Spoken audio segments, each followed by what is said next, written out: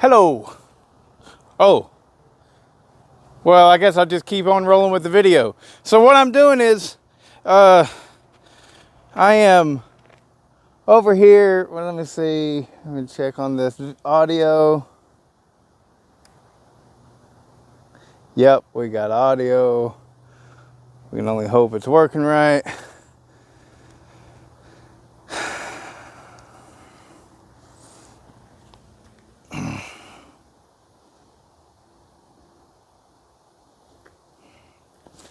All right, we're still rolling. We got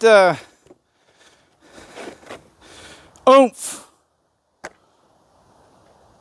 The Johnson Red 630 that I completely rebuilt. It's in desperate need of breaking in. Remember, I sent it to Aaron Lynch, and he didn't like the gray stuff that was in the bottom. I don't blame him. Sent it back. I checked it out. I couldn't find anything wrong with it, so I just put it back together, and we need to run some fuel through this before we break it down and do the port work on it. It's still real tight, so it's not. It really seems like it's not at full power. You know, maybe we'll see it'll break in right now. I don't know, but the point is I got a little job in the morning. And this here little job is a lot of dirty wood that got pushed around by Randy and the forestry mulcher. It's been a dead blow for a long time, and I don't want to use a good chain, you know, or a full chisel chain, I should say. And so I thought, well, this is a great opportunity to get a brand new Husqvarna. I think it's the SP83G. It is the 3/8 semi-chisel safety chain, the Husqvarna X Cut, the stuff that you get at Lowe's or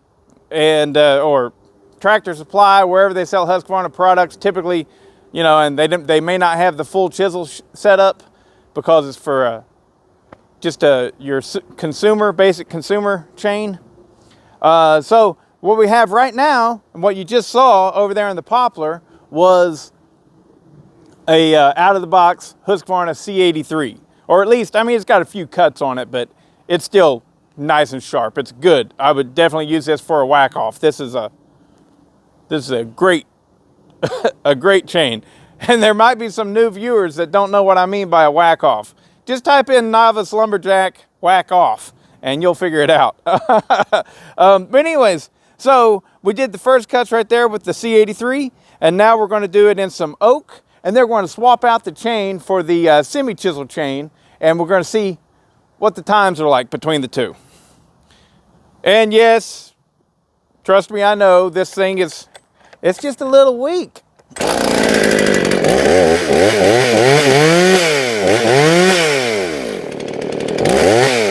I like cutting from that side better.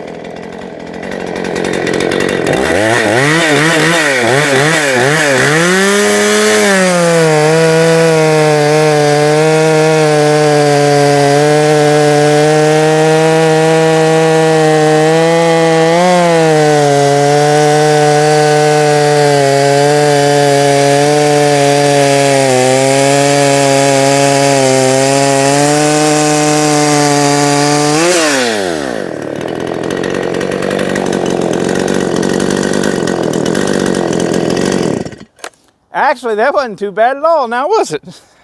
It's nice and windy here, so if you're wondering what that is, that's my little wind sock. Looks like a little cat tail or something.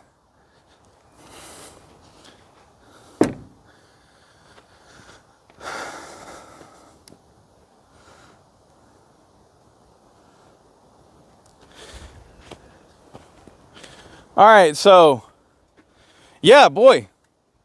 It cut in that red oak better than it cut in that poplar. Man, that's the best cut I've gotten out of it so far. It's only got a handful of cuts on it. About 1/10 of a tank ran through it. Complete bottom end, you know, main bearings, crank seals, everything, the works, you know. New piston, new rings. All right. Now here's the semi-chisel chain. So now while I got you here, I got something that's on my mind.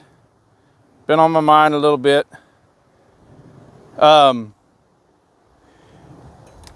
know, a lot of people say a lot of different things. Some things are good, some things are, you know, kind of weird. Some things are just downright crazy. Well, I had what I think is a downright crazy thing said on my channel the other day, and I want you guys to chime in on it. You with me? So what it was I did that blowdown video. And there'll be more to come on this, but this is just off the cuff while I'm here, you know. But I had a gentleman by the name of John Wilkins on the video where I'm explaining blowdown with the little cutaway and everything. And he claims that the piston never comes into contact with the cylinder. Only the rings do. And if the piston is touching the cylinder walls, then there is a problem. And well, at first I thought maybe he was a young guy and you know, he just doesn't know. So I said, well, the piston is always in contact with the cylinder, and every single up and down stroke, it bounces from the intake side to the exhaust side. All that jazz, you know. And he's like, nope. And I made it clear too. I was like, now, the only thing is that's between the piston and the cylinder is a thin layer of oil. A thin film of oil. But that film of oil is actually, you know, not even measurable by us as typical mechanics, you know. I mean, you measure that in the lab, but you know, the film strength of the oils, and different oils have different film strength and thickness and stuff like that. So anyway, so I made it clear that, you know, yeah, I know that there's oil in between the piston and the cylinder, but even that breaks down, and that's why your piston wears. Now, don't get me wrong, I completely understand that if you are bringing in debris and things like that, that is going to increase the abrasion and the wear on your piston and cylinder. But in a perfect world, that piston's still going to wear out. It's still going to wear out. In a perfect world, it'll last longer, but it'll still wear out because the piston is making contact with the cylinder. So I stand strong and firm to my convictions, right? Well, he stands strong and firm to his as well. And he says, you know, as men, we like to do that. We like to list off our achievements. He lists off his achievements about how many race engines that he's created and how he's been a mechanic for 37 years. He thinks he knows more. He also claims that I got my feelings hurt, but I didn't. I mean, yeah, so no hurt feelings. If I'm wrong, I want to learn. However, to me, the statement that the piston never comes into contact with the cylinder, it's just childishly foolish. And so what I am wanting to know from my viewers here, what do you think? Does your piston, under normal operating conditions, by design, does your piston touch the cylinder walls every single stroke that it makes up and down? It'll be different places. Of course, it'll bounce back and forth. But piston slap is happening with a brand new saw. We just can't hear it because it's so minimal. Over the time, it wears out and wears down and wears, and that's whenever we can start to hear it. Okay? So let me know what you think in this. If you want to go back to that video, It's the one that's, you know, explaining the breakdown of piston slap, what causes piston slap, something like that. It's on my channel. It's only a few videos back, and the gentleman's name is John Wilkins, and you know, there's a lot of stuff in there, and you know, read what he says, think about it. Read what I say, think about it, and please answer and reply what your thoughts are. And I don't want you to belittle or demean anyone. That's not what this is about. This is about learning. That's it, you know. I ain't got nothing against this Mr. John. I'm sure he's a good old fella, but you know, we all can learn. And if I'm wrong, I want to be proven wrong. I want to, because I want to learn. But basically, he's suggesting that it floats inside the cylinder, and the only thing that touches the cylinder walls are the rings. And I think that's horseshit. Completely is like off the rails crazy, batshit, like just crazy. But like I said, this isn't an attempt for me to belittle or embarrass anybody. No, this is an attempt to learn. Maybe what I'm saying is batshit crazy. The only way I'm going to figure it out really is if you guys chime in on that and tell me what you think. But the way I see it is, well, if the piston's not touching the cylinder wall, then why do we come up with ceramic coated pistons in order to minimize the friction? Because they're touching the wall. So anyways, let's get on with the test.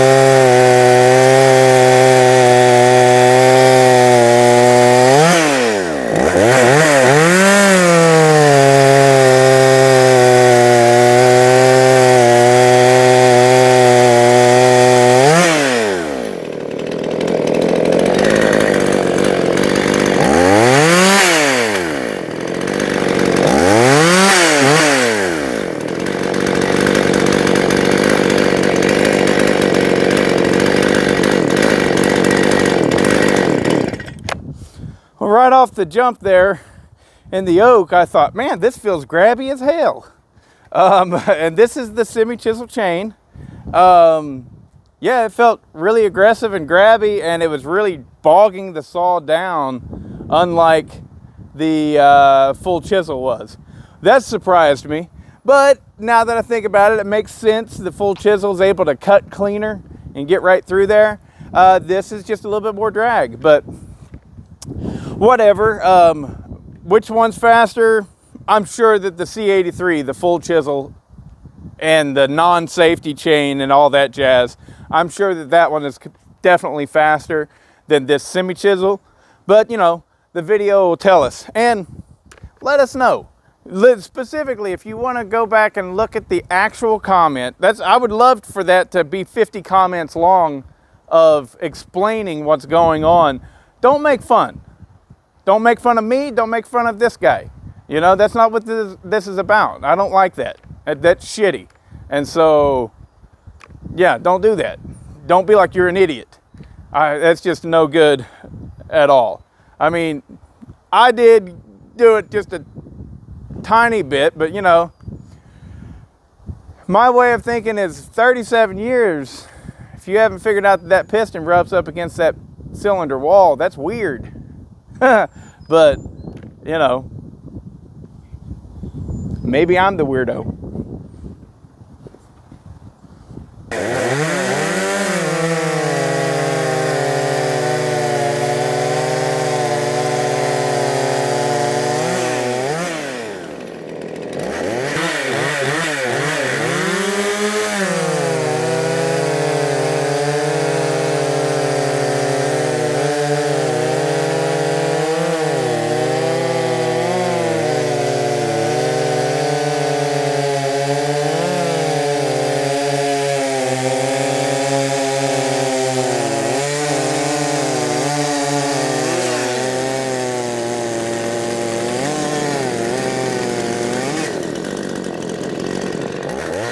Okay, so we all knew that was going to happen, I think. But what we didn't know, it was going to be so close in the poplar. And the softwood, I felt it whenever I was cutting it, that both chains really got slowed down in that softwood. So, weird. Anyways, the full chisel outperformed it, especially in the hardwood where it really matters. I had, in one of my videos a while back, I ran one of the Christmas giveaway saws or something like that, a 590 with the Oregon safety chain that comes on it. It's a full chisel, but it's still a safety chain. And then I ran my Poland 4000 in that same piece of wood, and it was very, very close. And I was saying the reason why is because the 590 had the Oregon full chisel safety chain on it, and the Poland had a brand new full chisel, you know, a C83, Husqvarna C83. And so I was like, so in reality, the Poland went 4 seconds faster than it should have because of the chain it was wearing. And one of you guys out there was like, nah, they just had a hard time believing that. They were like, nah, the chain ain't going to make no 4 seconds difference. Actually, I think I was even saying 3 seconds. I said 3 or 4 seconds. And he's like, nah, chain makes a difference, but not that much difference. Here you go. In that oak cut, which was a 20-second cut, roughly, I can show you exactly. The